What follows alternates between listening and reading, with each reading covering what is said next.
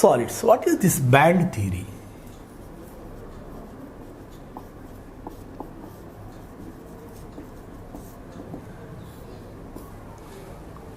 జనరల్గా కండక్టర్స్లో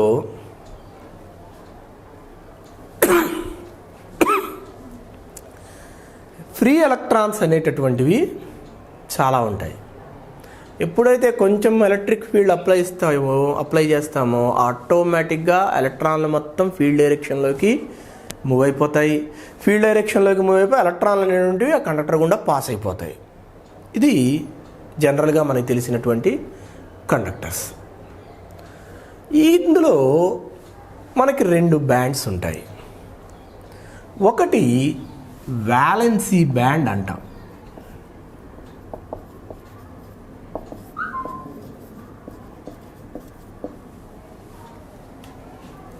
రెండోది conduction band అంటాం.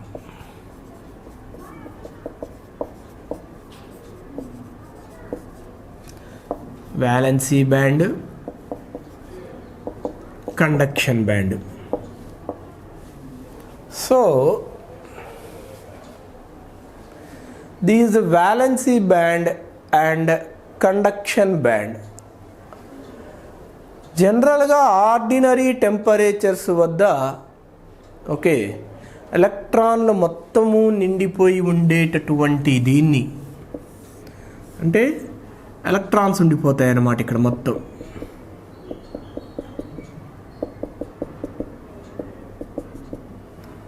దీన్ని వ్యాలెన్సీ బ్యాండ్ అంటాం. ఆర్డినరీ టెంపరేచర్స్ వద్ద అయినా సరే ఎలక్ట్రాన్లు మొత్తం నిండిపోయి ఉండేటటువంటి ఈ ప్లేస్ని ఏ విధంగా చెప్పుకుంటున్నాం మనం?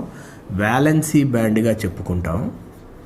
దీనికి కొంత వ్యత్యాసంలో కండక్షన్ బ్యాండ్ ఉంటుంది కొంత దూరంలో.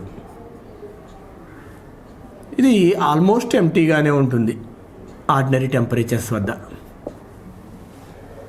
ఆల్మోస్ట్ ఎంటీగానే ఉంటుంది ఆర్డినరీ టెంపరేచర్స్ వద్ద.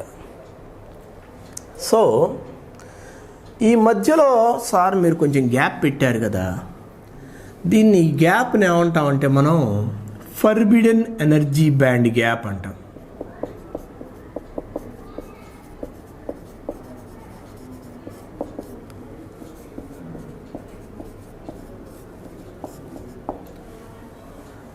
సో ఆర్డినరీగా ఎలక్ట్రాన్లు మొత్తం నిండిపోయి ఆర్డినరీ టెంపరేచర్స్ వద్ద ఎలక్ట్రాన్లు మొత్తం నిండిపోయి ఉండేటటువంటి దీన్నేమో వ్యాలెన్సీ బ్యాండ్ గాను, దీనికి కొంచెం పైకి కండక్షన్ బ్యాండ్ గాను చెప్పుకుంటాం. అంటే మొత్తం ఎలక్ట్రాన్లు ఇక్కడే ఉన్నాయి కాబట్టి ఆర్డినరీ టెంపరేచర్స్లో కండక్షన్ బ్యాండ్లోకి మరి ఎలా వస్తాయి సార్ ఎలక్ట్రాన్లు? ఇది ఒక చిన్న డౌట్ వస్తుంది. సింపుల్గా ఆలోచించాలి అంటే మనం దీని గురించి ఆలోచించాలి అంటే మనం ఇలా చెప్పుకోవచ్చు.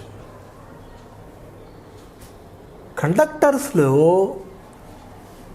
ఈ valency band, conduction band overlap అయిపోయి ఉంటాయి. కండక్టర్స్లో ఏం జరుగుతుంది? కండక్షన్ బ్యాండ్, వ్యాలెన్సీ బ్యాండ్ రెండు ఒకదానికి మీద ఒకటి ఓవర్లాప్ అయిపోయి ఉంటాయి. ఇలా ఓవర్లాప్ అయిపోవడం వల్ల ఏం జరుగుతుంది? ఈ ఎలక్ట్రాన్స్ ఏవైతే ఉన్నాయో ఇవి easy to move from valency band to conduction band, and also conduction band to valency band also they can move either ways, no problem. Whenever ఇక్కడ అర్థం చేసుకోవాల్సిన పాయింట్ ఏంటంటే, ఒక ఎలక్ట్రాన్ కనుక ఇక్కడ నుంచి కండక్షన్ బ్యాండ్లోకి జంప్ చేసి వెళ్ళింది అంటే ఎలక్ట్రాన్ మూమెంట్ అనేటటువంటిది వచ్చింది. ఎలక్ట్రాన్ మూమెంట్ వచ్చింది కాబట్టి ఇది కండక్ట్ చేసేసింది. కాబట్టి ఎలక్ట్రాన్స్ అనే వ్యాలెన్సీ బ్యాండ్లో నుంచి కండక్షన్ బ్యాండ్లోకి వెళ్తే ఎలక్ట్రిసిటీ పాస్ అయింది అన్నట్టుగా చెప్పుకుంటాం మనం ఈ పాయింట్లు. ఇందులో కండక్టర్స్లో వచ్చేటప్పటికీ ఏం చెప్పుకున్నాం? కండక్టర్స్లో ఈ వ్యాలెన్సీ బ్యాండ్, కండక్షన్ బ్యాండ్ రెండు ఓవర్లాప్ అయిపోయి ఉంటాయి. కాబట్టి మనకి ఈ మధ్యలో వ్యత్యాసం అనేటటువంటిది కానీ ఈ గ్యాప్ కానీ ఉండదు. కాబట్టి ఆటోమేటిక్గా ఈజీగా ఒక బ్యాండ్ నుంచి ఇంకో బ్యాండ్కి ఇవి మూవ్ అవుతూ ఉంటాయి. ఇలా మూవ్ అవడం మూలకంగా మనకి ఎలక్ట్రిసిటీ అనేది చాలా సాధారణంగానే పాస్ అవుతూ ఉంటుంది. దీని గురించి మనం చెప్పుకోవడానికి కండక్టెన్స్ జస్ట్ ఎలక్ట్రిక్ ఫీల్డ్ పెట్టంగానే అలైన్ అయిపోతాయి, ఎలక్ట్రాన్స్ మొత్తం పాస్ అయిపోతుంది. సెమీ కండక్టర్స్లో ఈ గ్యాప్ మీడియంగా ఉంటుంది. అంటే గ్యాప్ ఉంటుంది, తక్కువ ఉంటుంది. మరి ఇన్సులేటర్లో అయితే ఈ పార్టికల్ మీరు గమనించేసేయాలి, ఈ గ్యాప్ చాలా ఎక్కువ ఉంటుంది. ఇది సెమీ కండక్టర్ అన్నమాట.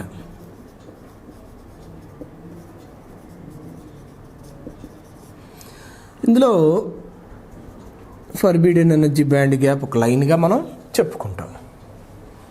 ఈ గ్యాప్ చాలా ఎక్కువగా ఉంటుంది ఇన్సులేటర్స్లో. దగ్గర 6 ఎలక్ట్రాన్ వోల్ట్స్ దాకా ఉంటుంది. So it is a large gap in insulators.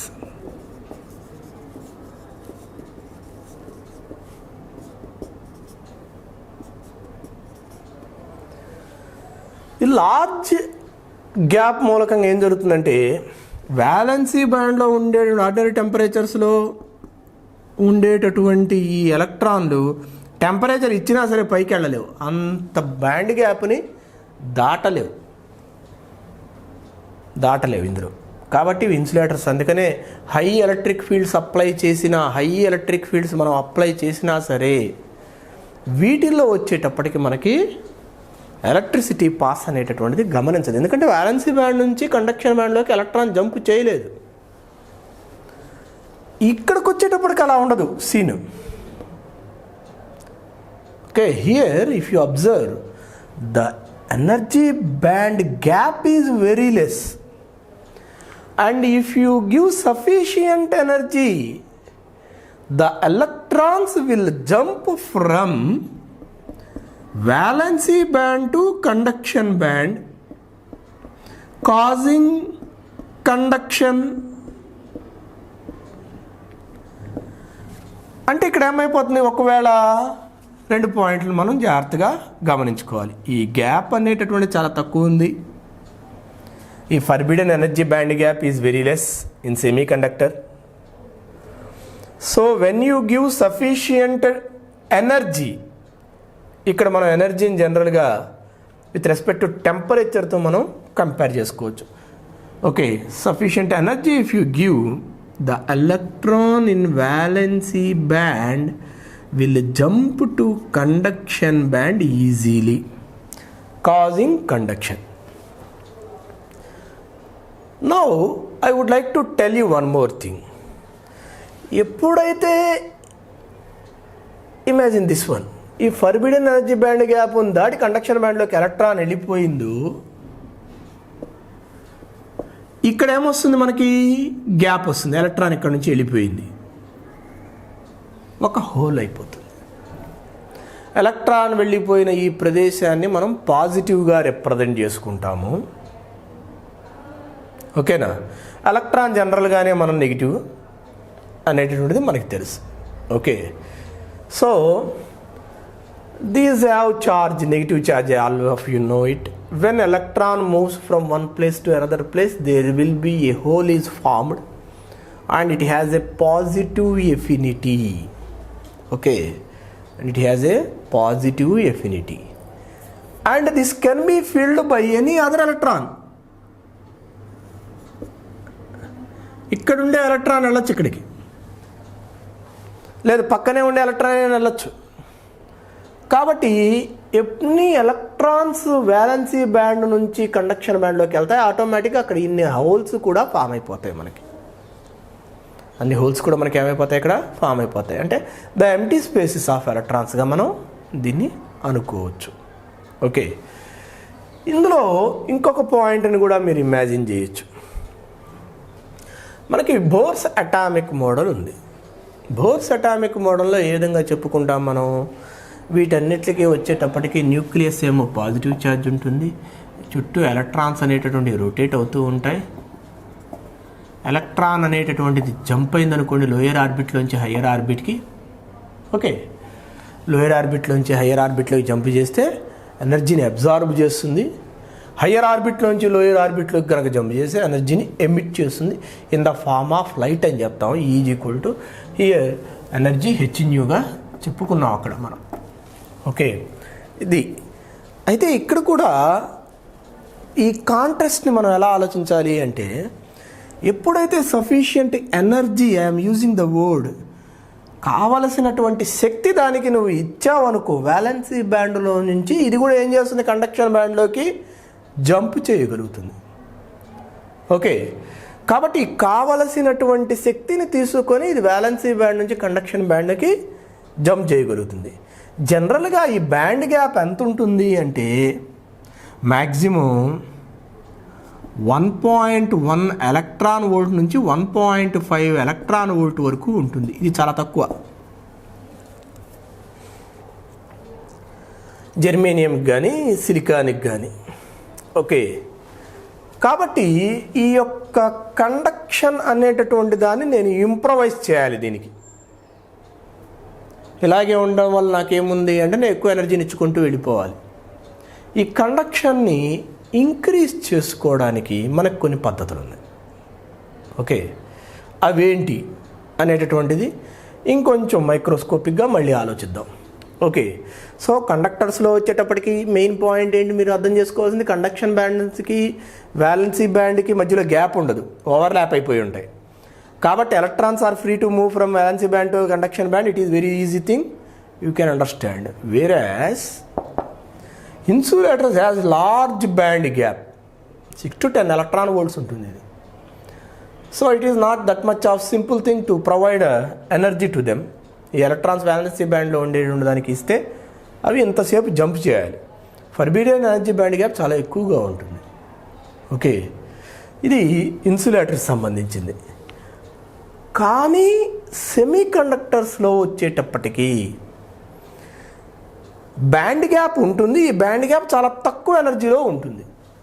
కాబట్టి నువ్వు సఫిషియంట్ ఎనర్జీని గనక దీనికి సప్లై చేస్తే వ్యాలెన్సీ బ్యాండ్లో ఉండే ఎలక్ట్రాన్లకి ఇవి ఈజీగా కండక్షన్ బ్యాండ్లోకి జంప్ చేసేసి ఎలక్ట్రిసిటీని పాస్ చేస్తాయి. ఓకే, సో సఫిషియంట్ ఎనర్జీని మీరు ఇవ్వగలగాలి దీనికి in terms of temperature. That's why first I told you at 0 Kelvin all semiconductors behave as insulators, whereas the temperature